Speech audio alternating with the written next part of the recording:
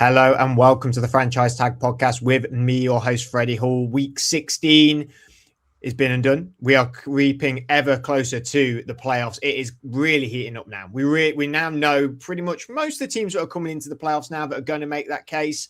But we've still got lots of stuff to discuss. And Adam Martin and Sky, Lawrence Pank back to talk about it. If you don't rub your eyes too much, you may have seen Sky's face before on the big screen. I'm not talking, cinema. He's not been in films recently, but you may have seen Sky on Channel 5's Big Game Night In, I believe the full title of it is. I watched a few moments of you, Sky. I'm not going to lie and say I watched the whole thing, but how was the full experience? How was it? Did you enjoy it? Yeah, I really enjoyed it. It was obviously great. Dermot O'Leary's great. He doesn't do the X Factor spin anymore, which was a shame. And when I did the music round, I did say off air that I felt like I was on Deadlock, which got a good laugh out of him, but I didn't have to sing for my survival. So, but probably would have been better than the music round that I did. But I made the field goal, albeit with very poor technique. But a mate of mine in the US said the way it was being held, he doesn't blame that I kicked it the way I did. And that's all that matters, right? Just kicking it through the post on live TV. So we've got Charlie Smith representing Ireland, and maybe it will be Sky Lawrence Pank representing England in the NFL. Who knows? I mean, you did better than the Browns. The Browns yesterday had a complete muffed kick, didn't they? But I think the Bajorquez, who's the punter, who's the holder, had to throw away in the end. So you did a lot better than them. You got it through the sticks at least. But we lost to the Browns. Not hard to do better than them, though. Yeah. It's fine. Well, we'll begin tonight's episode with talking about one team that you shouldn't be sleeping on. You should not be sleeping on this team. And, their fairy tale story continues, and that is the Jacksonville Jaguars with a fantastic win over the Denver Broncos, beating them 34-20, continues their hot streak of what now? 2, 4, 6, 6 games. 6 games unbeaten at the minute. Doing fantastic. Haven't lost a game since week 10 against the Houston Texans. And they're now sort of really coming into their own. And, all three of us witnessed the tragedy in the rain at Wembley, Adam. And I think we maybe at that time were a bit like, well, we know the Rams are really, really good, but come on, Jacksonville, you started off fairly brightly. You look like a team that maybe got together. Liam Cohen, a lot of hype about him coming in after what he did with Tampa Bay. But now we're really starting to see this completely flip on its head for Jacksonville and becoming this success story. Yeah, it's crazy, isn't it? I mean, I remember, like I say, that was the one thing I was going to come out and say. We were there, and it was dire. It really was. Back in week 7 when they were over here at Wembley, and it's funny because obviously they then had the bye week after that, and that really seems to have changed their whole season around, having that bye week at that point. It's very, very odd. I mean, I can only assume that what's happened is that conversations were had after that game about how poor they were, and it obviously seems to have worked out. And I think I was having a quick look at what they've done since that. It's like the lowest points they've scored since then was 25, and so they've done pretty well since that. And you can come out and go, well, they haven't played some great teams. They've played the Raiders, the Cardinals, Titans, Jets. Colts are struggling, but at the same time, during that period of time, they've gone up, and I know they lost to the Texans, but they still scored 29 points against a very good Texans defense. And we saw, didn't we, just on Sunday, how well they did when they went away to the Broncos and put 34 points against them and got the win. So it does really feel like that bye really made a difference, and that break of not playing, and that maybe Liam Cohen was able to start coaching Trevor Lawrence more and get more involved in that sort of thing, and maybe there was a bit more sort of a different approach. I don't know, but yeah, they've looked really good since then, and they're going to be a playoff team, and they're going to be difficult for anyone to go up against, I think. Yeah, and they're 11-4 at the minute in the AFC South, top of the division, Sky. And we'll touch on maybe Liam Cohen to begin with. You know, they're at the minute the offensive mind they had. We saw with Tampa Bay. We saw how well he did with Baker Mayfield. I think the hope was definitely that we could create Trevor. He could create, Trevor Lawrence to be not Baker Mayfield, but be the guy that was advertised when he came out of Clemson and came into the NFL. And at the minute, 7th best offense, 14th in passing yards, 5th in passing touchdowns, 19th in rushing yards, but 5th in rushing touchdowns. I mean, they have allowed a fair few sacks in 37. But 14th and 19th in them yardage is pedestrian. It's not, it's middle of the pack, but being top 5 in passing touchdowns and rushing touchdowns just shows that, when it matters, they are really punching their ticket. And on the flip side of it, they've got 12th best defense at the minute. I know that's to do with Cohen's hires, I suppose, as defensive coordinator. I mean, they don't allow rushing yards. They're the top team against the rush. They've only allowed 1,309 this year.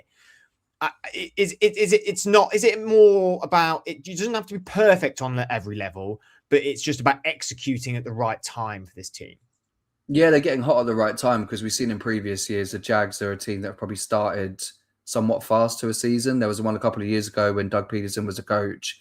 I remember Lawrence had maybe a high ankle sprain or an ankle injury towards the back end of the year, and it sort of fell apart. And that's what's happened with the Colts this year. But I think, as you alluded to, Fred, there, you've been a very vocal and a big Trevor Lawrence guy on the 2.5, 3 years that even I've been a part of the podcast, and I think it's just nice to see, and huge credit to Liam Cohen to unlock what we know has been there for Trevor Lawrence. On this 6-game winning streak, he's had 16 passing touchdowns, 2 rushing touchdowns.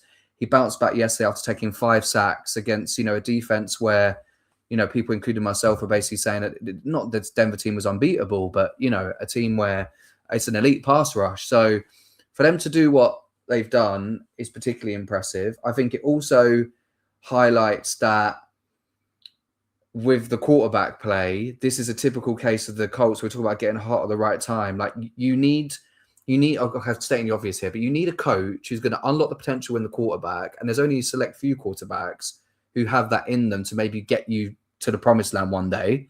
And Trevor Lawrence, the way he's playing, like you said, is the one we saw coming out of Clemson. So it's great. And then also some other things there, like Jacoby Myers. How many trades mid-season do things like that come to fruition? He's had 3 touchdowns. And they've just extended him, haven't they? They've just signed him to a 3-year deal, I think. He's had 3 touchdowns in 6 games. It's his highest average yardage per catch since his rookie season in New England. So clearly something's there, because we all sort of were wondering what was happening with Brian Thomas Jr. Parker Washington has a big game yesterday. The run game's got going. Strange is there as a tight end. So, yeah, I mean, I sort of probably said every good thing I could say about the Jags. And if you told me around week 16 I'd be saying that, I probably would have said no way after what we saw at Wembley. Well, let's focus more on the playoff side of it in a minute, and then we'll progress into Trevor Lawrence, because, like you said, I have been quite a strong advocate for Lawrence for a while now, really. But last time they were in the playoffs was 2022, and that was the last time they won their division as well.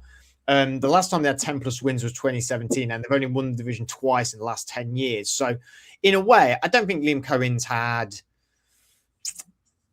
I don't think, not that he's had an easy job, so to speak, but there's not a huge expectation in Jacksonville. Like it's just getting a bit better. It's not about dramatically changing everything. It's just about progressing that team slightly, and he's done that really well. Yes, you could argue schedule. I mean, at the start of the year, they beat the Panthers, they lost to Cincinnati, they beat Houston, again, great defense. They beat San Francisco, they beat Kansas City, and I think in week 5, Kansas City, they were out rice with it at that point, but they were still fully locked and loaded. There wasn't any Patrick Mahomes injury at that point. Did lose back-to-back to Seattle and the Rams before that bye week. And Seattle and the Rams, I was saying it to you guys before we came on air that they're my 2 teams that I just think are dead set, could be Super Bowl winners. Every other team, I think there's a little question mark amongst them all. But do you think that has helped him, Cohen, Adam, being able to come here and not have the hugest amount of expectation, because he's sort of been helped with by the likes of people like Ben Johnson and people like that being hired in other places. I feel like that hire did, outside of the obvious, DUUUVAL weird thing that happened that blasted all over social media, the hire did go a little bit under the radar in a way. Yeah, I mean, it was. I don't know. I don't know if it was mega, because there was a lot of talk that he was going to go back to the Bucks and that there was a contract signed, wasn't there, at the time, and then he sort of, and then the Jags thing came up, so there was a little bit of controversy around it. But yeah, I mean, don't call them a small market team. They get very offended about that, apparently. So that's something you got to avoid. But the facts are is that they are a little bit under the radar, and the Jags. There's a reason that they're always over in London every year. So it's like that's just kind of how it is a little bit. And they are I suppose when you think about it, they're in Florida, but Tampa Bay is a bigger team than them. Miami is perceived as a bigger team with a bigger fan base than them and more history than, so they're not even the number one NFL team. You could even grow that by going Florida, University of Miami, the Miami Heat, exactly. So that there is an element of being under the radar, and to a certain extent, maybe that does help. That does help when you get because you got to remember it's his first time as a head coach. He's not done it before. He's been an OC, obviously. But he's obviously very talented. He's obviously very, very capable when it comes to the offense, and I think they got their defensive coordinator Anthony Campanile has come from the Packers, who was decent for the Packers as well. So I think they've got like a nice little team there that's worked quite well, and yeah, I just think it probably does help. And he obviously, like I say, Liam Cohen obviously knows what he's doing. You can work that out just purely from what's going on in Tampa Bay and the offense at the moment, where it is very much like Baker Mayfield last year going great. Okay, first few weeks were great, but it has really fallen off.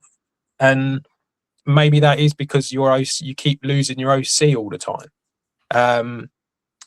I think that Cohen's done really well. He was one of the favourites for Coach of the Year before the season started because we felt like they were going to make a big move. I don't think anyone thought they were going to do as well as what they've done, but it did feel like they were in the position to do that. And it's just gone very well for them. Yeah, I mean, that's since Trevor Lawrence has got there 3-14, 9-8, 8-8, 2-8, and now 11-4 at the minute. I think when he got there, we've sort of said, well, if you can get to 7 wins, that's pretty decent. You're going to have some building blocks. Yeah, sure. You need to get a few draft cycles under your belt. Figure out what you're going to do defensively as well. I don't think we think that defensively they're stacked with talent, but I think there's some guys on that team that are pretty decent on that defensive side. I mean, the first time me and Sky ever really met each other was interviewing Josh Hines-Allen, and we both sort of walked away from that going, he's a heck of a player then, and I think he's even a better player now than he was when we spoke to him then. I mean, we spoke to Devin Lloyd that day, and he was a rookie at that time, and I think he's still a very good player as well. Let's just draw it back to Trevor Lawrence just for a minute, because I've just always felt, Sky, that the eye test doesn't. This guy has got something. You cannot be that physically gifted with that arm talent and not be something in this league with what he showed me already. And there was talk about, can he actually push him over the line 23, 22, 23 into 24? And it was almost the enthusiasm for him was decreasing, and with contracts and stuff like that. But I just always thought that I've seen him. I see him live twice a year sometimes. There's something there. And I know he is prone to mistakes on occasions, but I've always felt that, one, they've not protected him well enough. So they not always surround him with a huge amount of talent. And 3, the defense has never been all that. And I still don't think the defense is all that good, that at the moment. I think it has got ways to improve, and I think the offense has got ways to improve as well. But they are the pieces are there, and I think he is. He's not a I can get over anything like Joe Burrow is in Cincinnati. He does have to be helped. And I think for the first few years, he wasn't entirely helped.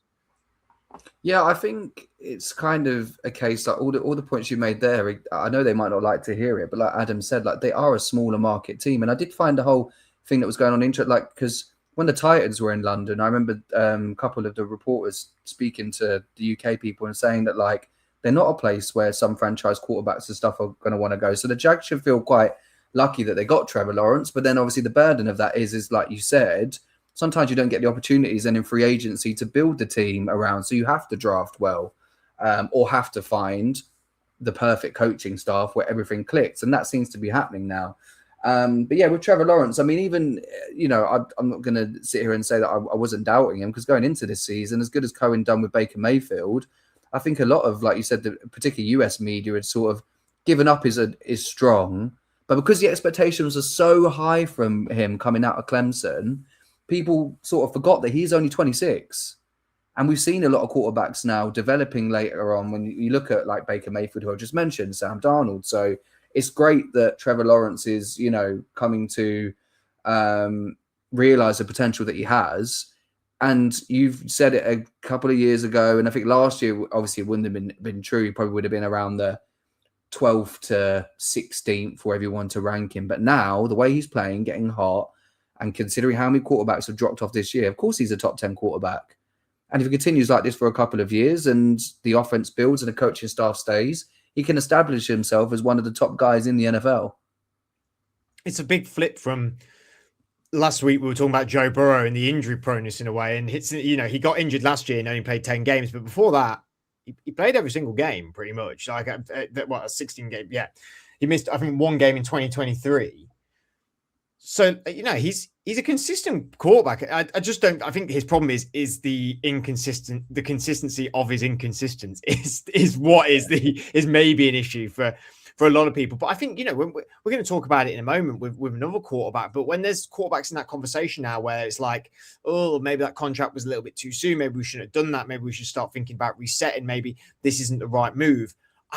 Trevor Lawrence does not sit in that conversation for me at all with the likes of Kyler Murray, Tua, players like that. He just doesn't sit in there for me. You can't tell me he's not talented enough to do good things with this team. And I think you're right. And it is. I'm going to admit as well, it is a small market team. I'm sorry. Why do you think you come over to London every year? Because it's to grow the franchise. You are a very, very new franchise in that beholder of NFL. And you need them standard bearers. And I think Trevor Lawrence is that standard bearer when he's been in interviews in post games when we've been there, which incredibly fortunate to be there. He is, he's a great on the podium, and you can see that, and it reflects that his professionalism, and it reflects that he has a love for being there and wants to be there and wants to progress with this team. So I'm feeling very, very happy for them to go into playoffs. Do we think they can win a playoff game? Is the question though? Yeah, I think so. I think they've got what I like about them as a team is I feel like the defense is that there's no massive star names. I know you were talking about Josh Hines, Allen, but it's like I feel like there aren't any massive star names, but they're a good, solid unit that are working well together. Well, and I think I completely forgot to say they're missing the star name, aren't they? He's been injured for most. Of the year. Yeah, there is that. So it kind of feels a little bit like because of that, it's all progressing as one, which I quite like with the defense. Offensively, they're putting up plenty of points. The idea that you can go away to Denver and put up 34 points means that you can pretty much, I would argue, do that against most teams in the NFL. So I think that they've got a very good chance of that. Currently, at the moment, if it finished today, they would be hosting the Bills. Obviously, you've got Josh Allen, but then you look at the way that the Bills were against the Browns, and they didn't really impress that much. So it feels like they have the potential to win a game. They can really maybe do something. This AFC side, given the fact that the Chiefs are out of it, it really kind of has opened up. And there are a lot of teams here that have reasons as to why they could be very good and reasons as to why they could go one and done. So it does feel like there is a potential for a team like the Jags to be able to maneuver and get up into a really good spot here. Do I think they're the best team in the NFL? No. But I think they've got a decent chance of doing something potentially very special for a team that hasn't got a great deal of history of doing something very special. I'd just say one thing on the small market thing. Obviously, like when people listen and comment, like it's not even an insult. Like you look through history of It's sport. just what like, it is. San Antonio Spurs won multiple NBA championships with like Tim Duncan, one of the best players ever in the NBA. But the Spurs are a small market team because they are in, Texas, which loves football, Cowboys, college football, all this and that. You just have to sort of accept what it is. And it was a bit weird what Sean Payton said.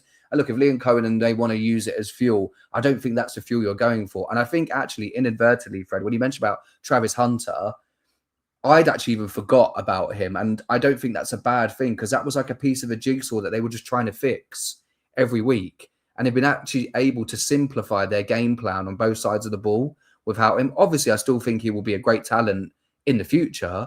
But for this year in his rookie contract, would they have got Jacoby Myers? Probably not. Or I can't remember the timelines, but I feel like it was maybe just after he got injured that they went and made that trade. And he's brought a lot more to that offense in terms of what they want from Trevor Lawrence.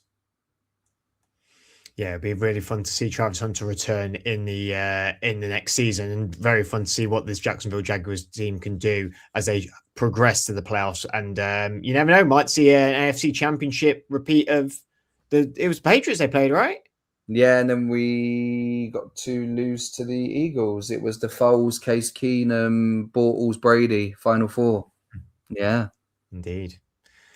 Right, on to our next point of this evening. And we're not going to look at, we're not going to go head coach firing because that has been done and we've handed the drum. Oh, you're no fun, are you? On the guys that are going to be going. It's more a look at about who may be available and what teams should maybe like target and look at. So our scenario is a little bit of all the teams that are eliminated from the playoffs. Maybe if they fancy the change, who should they be looking at, I suppose. So, I mean, we've already got two head coaches who have been fired. That's Brian Daboll and Brian Callahan at the Tennessee Titans and the New York Giants. But eliminated from the AFC now is the Chiefs, the Dolphins, the Bengals, the Jets, the Titans, the Browns, and the Raiders. And then on the NFC side of things, we've got the Vikings, the Cowboys, the Falcons, the Saints, the Commanders, the Cardinals, the Giants. Now, I'm not necessarily saying that these teams all need to look in a new direction. The Chiefs are not getting rid of Andy Reid. The Vikings are not getting rid of Kevin O'Connell. Like, let's behave ourselves here. Let's not paint a crazy photo. It's not Jackson Pollock. This. Let's talk about what potentially could happen. that frown from you. It was just Sky's face of confusion. It was like I just didn't expect the reference. But can I say one thing before we get into this on Andy Reid? Is this about artists? No, let's not go into that. Okay, sorry. My worst subject on Trivial Pursuit. It is Christmas. Cover that off. Every other one, nail it. Arts and literature, no. For anyone under the age of 25, Trivial Pursuit is a board game. But Andy Reid, and for anyone under the age of 25, a board game is a bit like a card game, and there's like pieces, and it's not on a mobile phone. Yeah, not like this, where it's all virtual. Yeah. But could Andy Reid be playing Trivial Pursuit all year long? Could he retire? Potentially. I mean, you can't rule that out, I suppose. I was just playing devil's advocate there. Thought you might, yeah. That's the joy. But I mean, I know obviously we're not doing the hiring, firing. We probably have covered off this. I was just obviously when we go through the subjects, I was trying to like rank who I think what is like the most desirable job. And it might be stating the obvious, but I still think it's the Bengals because of if Joe Burrow stays. See, that's a good starting point because I actually started with, when I looked at this, my first thing was looking at the Bengals, and I think if you, I said from week one, I did it in the preseason, didn't I? I said that Zach Taylor could be on the hot seat, and he could be out. And at the time, I think we were all a bit partisan upon that, and it wasn't a a liked subject, I suppose. I think it was a bit like it just won't happen. But I think now it might actually happen. And if you really want to silence the Burrow noise, of which we added to that noise last week in a very fun manner, and you want to sort of ultimately stop what they've been doing, which is really getting great players, not doing anything with them, and then and also I know they are cheap as well. That is one thing that they may have to overcome here. I think you've got to go out and have a look at either Chris Schuler, the Rams defensive coordinator, or Jesse Minter, defensive coordinator of the Chargers, because I think we know now. You can say Zach Taylor. We said actually one of the arguments for Zach Taylor was, oh well, he is the offensive guy. Let's see what he does if Burrow wasn't there. And we saw that with Jake Browning and with Joe Flacco. And yes, they won a few. They're okay with Joe Flacco, but not fantastic. But this team is Joe Burrow. It solely revolves around Joe Burrow. I don't think it overly matters which offensive mind you put with Joe Burrow. Joe Burrow is fantastic. So what you need to now go and sort is your defense. And when you look at Chris Schuler and Jesse Minter, I think Chris Schuler is going to be the most sought. I think he might be the Ben Johnson style thing this offseason where everyone is looking at him, because he's been involved in that sort of circle for a while, and it's just not happened. And I think this might be the time now. And I think you've got to get this defense. You've got to get this defense right, and it's just not working with this chop and change of defensive coordinators. They got rid of Lou I'm going to butcher his surname, Amarulo, who's at the Colts. Yes, Lou Anarumo. Anarumo. So yes, I did butcher his name. Sorry, Lou. We'll let you off. But they've got to sort out. Jesse Minter, fantastic. Obviously, he's got that college experience as well when he was at Michigan with Harbaugh. It's transitioned fantastically into the NFL as well. And Schuler's built a fantastic defense for the years with Sean McVay. And I think that's got to be something that they've got to be looking at, surely. These two guys are probably what we're going to mention a few times for teams that they should be looking at. Yeah. I think you're right. They're both... It's really difficult because I don't like having head coaches as defensive coordinators. However, I do think I can understand your reasoning in this case, because I kind of think Joe Burrow is the offensive coordinator. That's what I mean. Yeah, so I can kind of see it, in which case I think going out and getting, like you say, a strong defensive coordinator makes sense. Chris Schuler, I think, makes a lot of sense. He's done very well at the Rams. And I think it'll bring a bit of life into the building as well, and a bit of excitement that maybe it's going in a slightly different direction. So I think it might actually be quite a good idea. The only other person that I would say I think would be a good idea, and I think he deserves it, I think he deserves another shot as a head coach, is Brian Flores at the Vikings, and becoming the head coach there. I think he deserves another shot. Hasn't worked with a big time QB like Joe Burrow though before, has he? Really? No, he hasn't. But again, it's more about the defense, isn't it? And it's about dealing with that side of it. And I don't know. I feel like they need to do something. My only concern is that the Bengals will do what the Bengals do, and Zach Taylor's still going under contract till 2026. So that's the problem. I have to say, as much as I said that it was the most desirable, they are renowned for not ending coaches early. And then there was there was an article apparently that the Super Bowl he got a 5-year extension, and in 2022 that triggered another 5-year extension. So in theory, he actually has 2 years left. So I don't see it happening. But of the guys you mentioned, Minter and Schuler, I mean, I probably will put those guys for like the Titans or Giants. Giants have got defensive pieces, could fit nicely there. Adam shaking his head. No. Where do you want them? Giants, you're shaking your head, Adam. What do you want me to do? You want me to tell you the candidate going where, or for which team? Why can't Schuler go to the Giants? Because we've just put him in Cincinnati. We don't know. It doesn't mean he's going to Cincinnati. Well, no, but we think he'd be good there. So he's out the window now, isn't he? So all right, so you've got to come up with someone else. You just said Zach Taylor was going to stay. Well, no, yeah, I mean probably, but it's like we want him to go to Cincinnati. So we've placed him. Where do you want to go? I'm not going to get them. I'm going to go into them, but yeah. The Giants, if you want to go for the Giants, I genuinely think they need a good, experienced, offensive mind. Mike McCarthy, proven winner. See, I thought I had Clint Kubiak from Seattle. Well, yeah, but that's New York. there is one other admit, guy. I'll let you go. Do two go, but there is one other guy I'd like to bring up for the Giants as well. I will admit, when I was, because I saw McCarthy in the listings of like who's probably going to be a bit hot property. I do think what Mike McCarthy has brought to Green Bay and to Dallas was a huge amount of stability. Yeah. And I don't think he's not the sexy pick for any team. I don't think he's the one where the fans are going to be absolutely ecstatic about getting him in. But I think Mrs. McCarthy might think differently, but not many fans would go that Mike is sexy. No, I agree.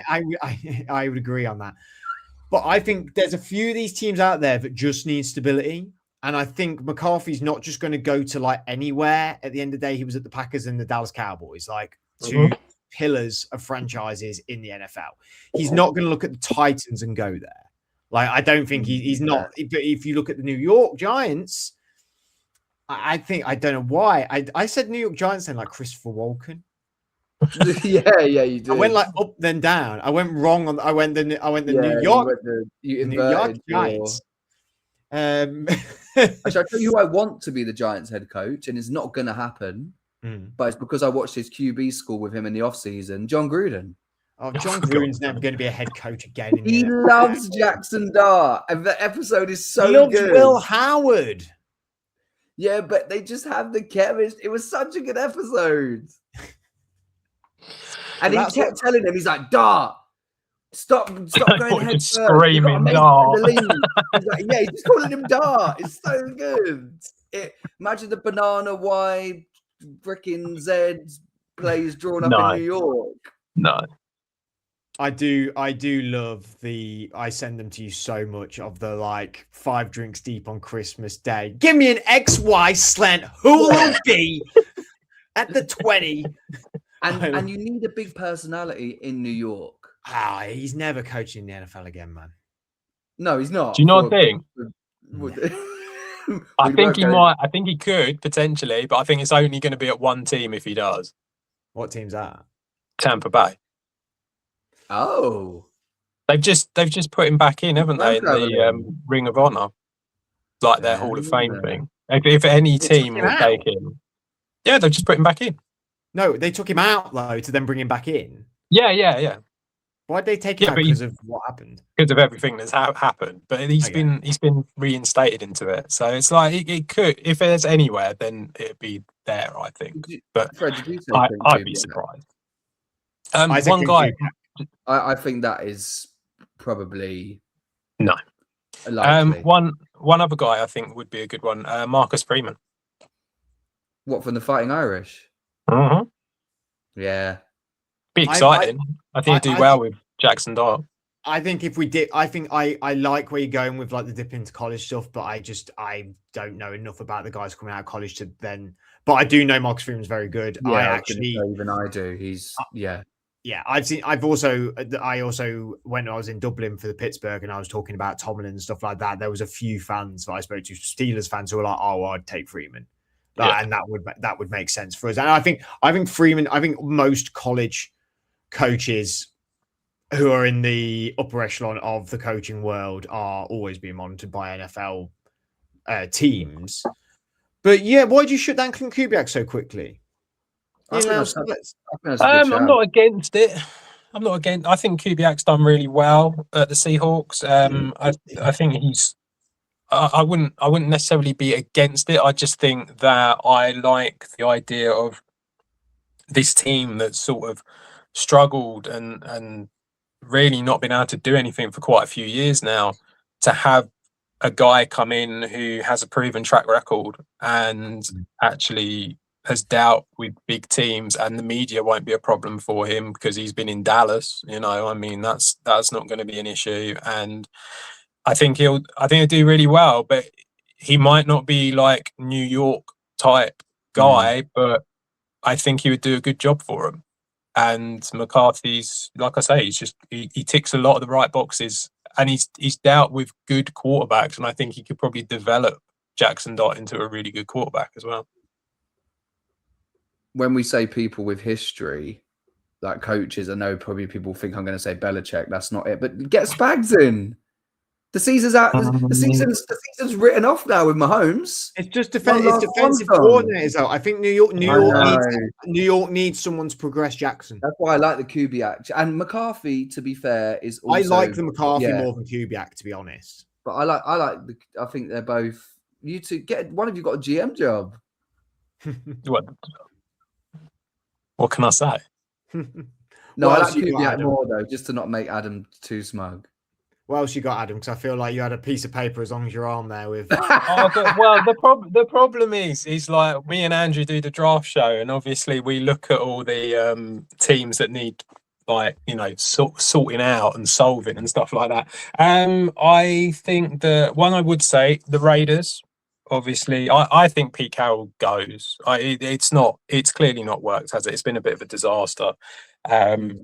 He keeps trying to play his old players from Seattle, which, no wonder why it doesn't work.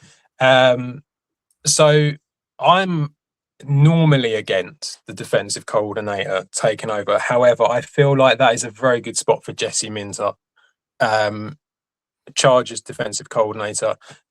The Raiders are in a position where they're not going to be able to do anything for the next 2-3 years. The Broncos have got better, the Chargers have got better, the Chiefs, when they're fully fit, are still going to be half decent and kind of don't need a massive rebuild. So I think this is a long-term process. And I think bringing in someone like him, who, for starters, knows everything about what's going on at the Chargers. John Harbaugh's not going anywhere, is he? Said the wrong one. I'm nice, Jim. Jim Harbaugh's not going anywhere anytime soon. So he's going to know, everything about that organisation. So that's a bonus for starters as one of your main division rivals. And then I just think that you've got a guy here who deserves a chance. He's done really well when he's been with the Chargers. He did really well at Michigan as their DC. And I just think that because you haven't got that sort of main quarterback at the moment, I think you can kind of get away with having the defensive coordinator there and just kind of they just need they need to bring in a new identity. That was the whole thing that Pete Carroll was meant to do, and it just didn't work. And I think that he deserves a chance, but if I'm going to put him anywhere, I feel like I'm going to put him with the Raiders, because I just think they need some life put into them a little bit. No love for Bob Saleh? I think you can. There's a lot of talk about that, of Saleh getting a head coaching job. I didn't think he was particularly great at the Jets. However, it was the Jets. So you do have to sort of, caveat that a little bit. But yeah, I don't know. I mean, you could go down that route. Like I say, I think a defensive coordinator would work there out of all the places. Do you know what is? You know what it is though. In a way, I look at even these teams that are eliminated, and I'm like, I don't see many head coaches going. I don't see many of them getting replaced. I think Pete Carroll goes. Well, on the FC side of it, Chiefs, unless Reed stays. Yeah, Daniel, I think should go, but I don't think probably will go. Taylor, I think should go, but won't go probably. Jets, Aaron Glenn, I think they're probably going to stick with him, to be honest with you, because there's a lot of reports out of the culture they're building, not necessarily the team playing well, but the culture is really good. Titans obviously got to get one. Browns, if I'm Stefanski, I'd move on for the Browns, but I actually do think they've got something going on a little bit with Stefanski, and he might actually turn this around and get him somewhere. Raiders, I think Carroll does go. Vikings never getting rid of Kevin O'Connell. Cowboys never getting rid of Schottenheimer. Falcons, I don't think they're getting rid of Raheem Morris. I think they'll stick with him. They're not getting rid of Kellen Moore. There's been loads of talk about him going, Raheem Morris, and going back to San Francisco if Saleh gets a head coaching job. I just think they are fighting really hard for him, the players. I don't see why you would change that. They've had too many wins recently. Yeah. Kellen Moore at the Saints, he's staying. Dan Quinn ain't going anywhere. Josh Gannon, I think, should go, but that team is also a disaster. So I don't know if it's entirely his fault in a way. And then the Giants obviously got an opening. So really, what we're talking, 3 openings? 4? The Cardinals is a good shout though, Fred. I think they are they're better than a 2-7 team. I think they're 2-7 in games, by 7 points or fewer. And there is a question mark of like, does the coach get another stab at that to turn that around? Like we've seen with the Broncos too. But I actually think it's more like the coaching's cost them wins. So maybe is the time to bring a new head coach in, and then we know they've got decent draft capital potentially, like top 10 most in the league, and then middle of the pack for cap. And in that division, the Cardinals, you might have to make a move. I kind of feel like that would be it's not a good spot for anyone. They're in a division that's really tough, and it's going to take, again, it's another long development one. But that would kind of be quite a nice one, I think, for Clint Kubiak to go to and be the OC there. And Kyler Murray, he's gone. Like, he's not going to play next year there. And they're going to have to cherry pick your quarterback. Exactly. He can bring in his own guy. So I think that kind of works quite nicely. So I think that's all right. One other team I'll just quickly say, Tampa Bay, I think there's going to be a change there. I think Todd Bowles will go. A lot of the fans are not happy. I don't think they're going to win the division. I don't think they'll end up in the playoffs because of that. And I've been saying it for years. I don't understand how Todd Monken has not got a shot as being a head coach somewhere, and he used to be at the Bucs, so it kind of makes a lot of sense as well. So I think that's one that could happen. Well, we'll stick sort of on the quarterback subject that we were alluding to a little bit with the Cardinals and cherry picking your own. They came out this week that last week going into this weekend just gone, that Tua Tagovailoa was going to be dropped for the rest of the season, the quarterback for the Miami Dolphins. I mean, they're going to be starting Quinn Ewers, formerly of Texas University. They did play and they lost significantly. They lost 45-21, and but Ewers is going to be finishing out the season. They've got to play Tampa Bay, and then they are at the New England Patriots. And really, we're sort of looking at what does the future look like for Tua here, and are we maybe reading a little bit too much into it for what's happening towards the end of the season here? First, Scott, in my opinion, I don't hate that they've dropped Tua for the rest of it. I think he may hate it. I don't hate it for Miami because you're out the playoffs. You've got really nothing to pay for. You don't want to be. You've got Quinn Ewers. You may want to see a bit more of what he's got in a pro NFL style. But do you read it more as in, well, big changes coming here? Oh yeah, 100%. I just think it's in like Tua's had plenty of chances. We've seen them lose. So whatever that stat is about them losing in cold weather a million times, he just doesn't have it. And I think when we talk about small markets, right? All right, they're close by geographically, but like the Dolphins, as much as it pains me to say, they are big value in terms of like the fan base, like the sort of Latin American Spanish influence that you get, what they did in the 70s, going unbeaten, Dan Marino. There's a lot of things there for the Dolphins where like there's expectations within that fan base that, especially when you've got Mike McDaniel, he's going to stay. Of great offensive mind, he should look at Quinn Ewers. And look, all right, it was a horrible game. What happened? But it's your first start in the NFL. Evaluate, see how it goes next week.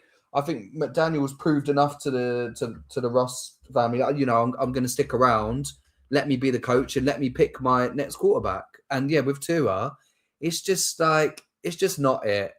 Like, and I'm actually, sounds bad, I'm quite glad. As much as I'm not the biggest fan of the Dolphins, I just hate watching awful quarterback play. He's a streaky quarterback, but not much great arm talent.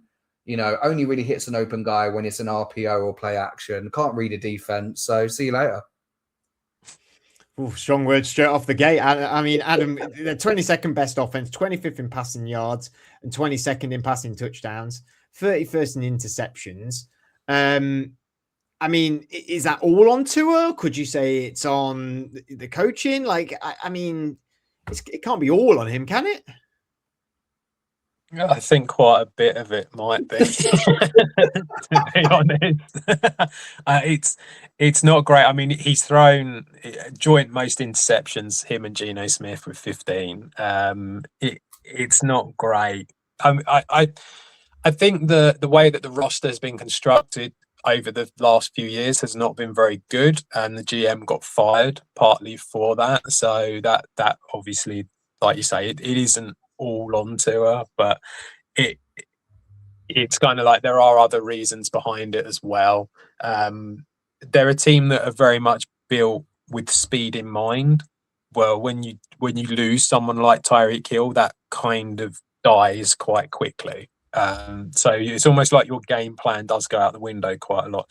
So that is a big issue for them. But I think overall, I mean, the defense has not been fantastic. The offense, Achan has looked good, but so you can sort of like, to a certain extent, you can kind of come out and go, well, hang on a minute, how come he can look so good?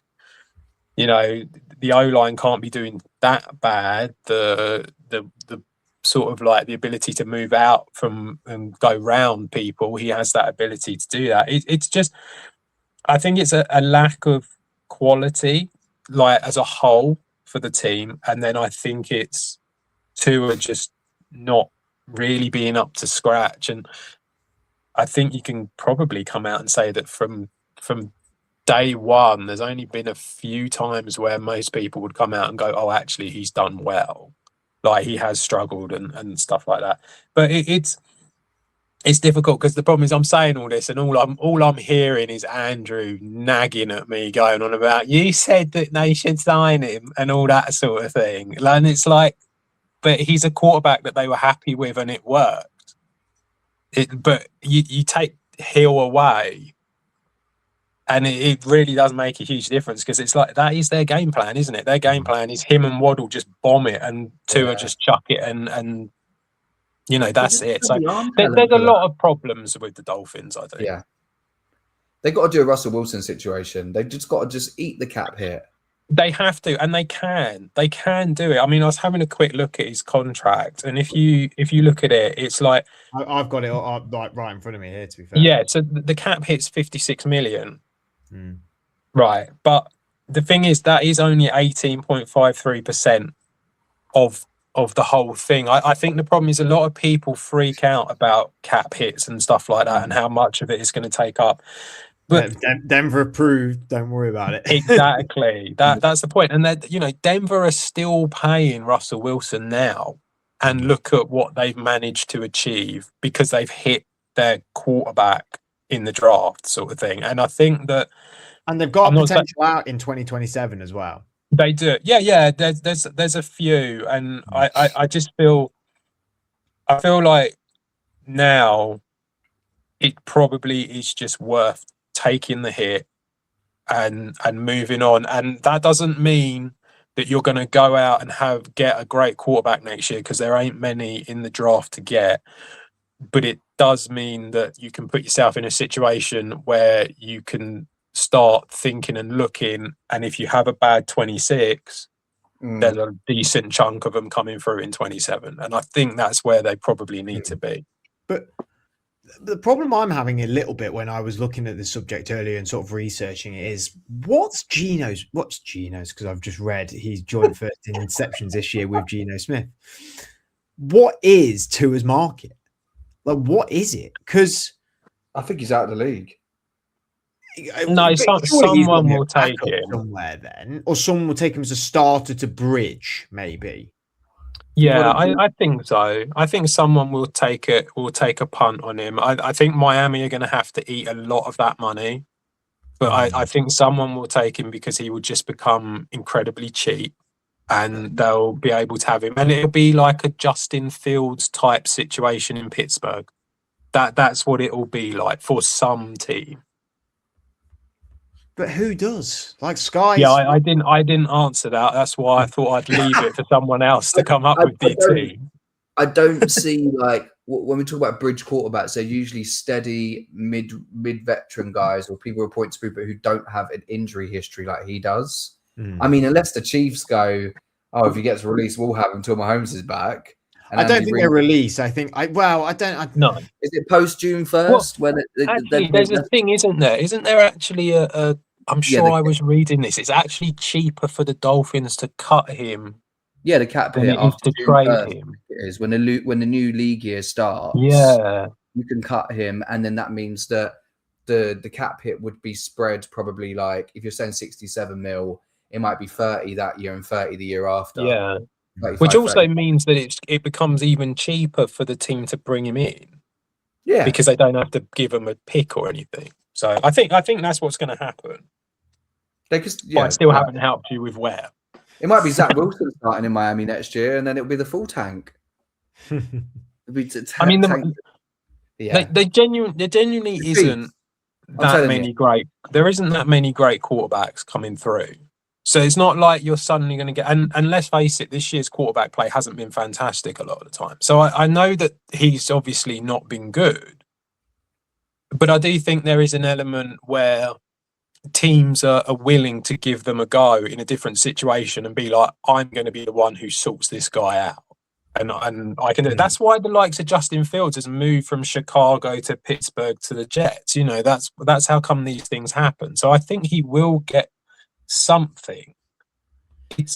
I mean, the Raiders, the Cardinals. Do you know why I think he's out of the league though? He's a lefty. Like, well, now you're just being like no, but I mean, disrespectful to left-handed people, aren't you? But offense is that there's a lot of like teams. The discrimination that comes from you is unbelievable. No, but they might not be accustomed to catching passes from there's not that many left-handed quarterbacks. The way things are schemed up. Well, unless it's Steve Young. I'm sorry, Tebow was great for the Broncos, and then he was out of the league. Is he coming back? Is Tua better than Tebow? No. I'm telling you he's not. I watched Tebow Mania. Tua's not it. He's out of the league. Unless Andy Reid wakes up tomorrow and thinks, I feel like doing a charitable thing, right? I'm bringing this guy in while Mahomes is out. I don't see who else is going to go for him. There's no way he's out the league. He'll be the bridge guy. I don't think he's going to be a true number one anywhere. He may be a 1-year starter, but they will inevitably draft somebody and then they'll take over from Tua. I mean, yeah, there's always been already been rumors that Pittsburgh will look at him. I hate that because I just think it's another Russell Wilson, Justin Fields situation. I hate it because though I think he's like an all right starter, he's not going to be. He's not he's not going to do anything that big anyway. I think he's back. He's back. There's a space behind you, Fred, next to that Polamalu with a Tua jersey. Hang a mile over. Don't you think Rodgers will stay? I think Rodgers will be there back then. Rodgers will stay. But I think he ends up at the Jets. Oh my God! I've decided he ends up at the Jets as a bridge quarterback for 1 year, and then they get a quarterback in 27. Justin Fields there. They take Mendoza. Well, that'd be great. No, they don't take Mendoza. Why do they take Mendoza? Because they got enough weapons for they need a young quarterback to bring the best out of them. Yeah, but why do they get Mendoza? Because he's just won the fucking Heisman. How? Sorry. No, thank you for that. But why? Like, I mean, in all seriousness, at the moment they're fourth. I know they've got capital. I know they've got draft capital, but everyone's got draft capital for years. It doesn't matter. So it's like, why do you think that the Giants will deal with the Jets and not the Raiders or not the Cardinals or not the Rams? What about this draft because it's the New York media and there's always this thing of we're the Jets, we need to turn it around. I think the idea of coming out going they will get Mendoza when other teams will be trying to get Mendoza as well. They might get Dante Moore. Isn't really a solution. Should we do a live bet that the Jets for me, I mean, I know this isn't how a lot of teams work. They're very much it's this year, but for me, I would be like, if you can't get Mendoza, sack off this year. Yeah, go to 27, get one there. But again, your logic there is correct for a lot of people, but is actually that's why you're not a GM. Because absolutely. Teams don't do that. They don't do No, that. no, like I said, I know it's not how they work and how they operate. They want to win now. But the problem is not everyone can win now. And I do feel sometimes these teams need to think about the longer picture. You need to be in a position where you know you can kind of get away with it for a year. But this is kind of what I mean, like with the Raiders and stuff like that. They're a team that are really sort of like, it's going to take many years for them to develop and be able to do anything. So you sort of think to yourself, just sack off 26 and get a proper quarterback. So then take Tua for the year. It's going to be rubbish, but what does it matter? You get a good quarterback the year after. There's a few teams like that. Do you think the Jets, if they get Mendoza, they're not suddenly going to become better than what the Patriots or the Bills are? No. But and they're going to have to give up a lot to get up to the first pick because, you know, the way the Giants are going, they seem to like losing at the moment. So they're not going to do anything, are they? So do you know what I mean? It just kind of feels a bit. Not too. Sometimes you got to look at it at the longer picture of it. And because of that, because there isn't loads of quarterbacks, it does feel like there's a place for someone like Tua for another year at another team to do like a Justin Fields bridge type position. That was great, and it worked great for the Jets. Oh no, I'm not saying it's going to work well, but if it's a bridge for like the next year, it doesn't matter, does it? I just don't see how he's a bridge. Like he went to Miami because it was this whole system of, you know, RPOs, quick slant passes, Tyreek Hill, Waddle. That is not a lot of offenses in the league, and there's not a lot of coaches who are on par with Mike McDaniel as an offensive mind. Where Tua is just not. It's not a solution for. I don't think even as a bridge. I genuinely think he will not be in the league. I can't see him. I can't see him not being. Well, now you've just changed I can't see a team not picking. He's not going to start unless someone's injured. No one is signing this guy based on what I've seen him in Miami to start week 1 of 2026. No, I think that's fair, but I think I just feel like he's got to be involved in some way. The quarterback play has just been too poor for so many teams this year. The idea that this guy is just completely like irrelevant to the whole league now is mental. And even if it just becomes like a backup or he's in a training camp competition with some rookie or whatever, it just kind of feels like he has to be involved somehow because it's crazy otherwise. I didn't want to say it, but it's like the ace, which you know is coming. Do you want to be the team that takes on the guy with multiple concussions and who we've seen not all there in a press conference? I'm sorry, but this is the harsh reality of the NFL. Do you want to be that team? There's already been things come out about insurance policies and things out of that. Like that is also a factor. He's not a healthy guy. What about his hair? I don't think many teams care. I think they do. Really? I don't know. I don't think so. I think they just sort of like they throw players away like anything. I think he's not. We'll see. Roll on to 2026. I hope he's not on the team. I'm done with him. He's rubbish.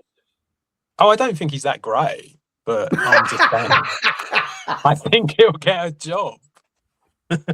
Are you his agent? Yeah, why not? I tell you what, if he wants, I'll take 10% of his money. Gosh, what an ending.